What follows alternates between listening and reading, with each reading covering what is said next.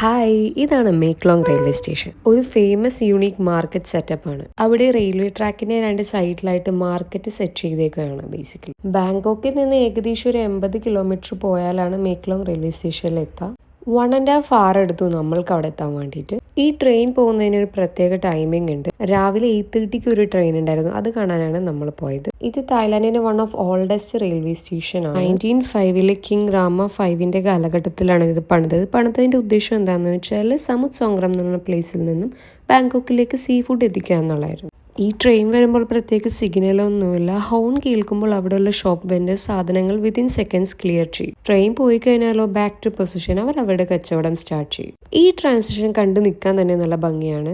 അങ്ങനെ ട്രെയിനൊക്കെ കണ്ട് വീട്ടിലേക്ക് തിരിച്ചു പോകാൻ നിൽക്കുമ്പോഴാണ് 9 o'clock വീണ്ടും ഒരു ട്രെയിൻ ഉണ്ടെന്ന് അറിയുന്നത്. അങ്ങനെ അതും കൂടി കണ്ടിട്ട് പോകാമെന്ന് നമ്മൾ വിചാരിച്ചു. അങ്ങനെ ട്രെയിൻ വന്നു. എല്ലാവരും അതിൻ്റെ മുന്നിൽ നിന്ന് ഫോട്ടോസും വീഡിയോസും എടുക്കാൻ തുടങ്ങി ലൈക്ക് എ സൂപ്പർ സ്റ്റാർ.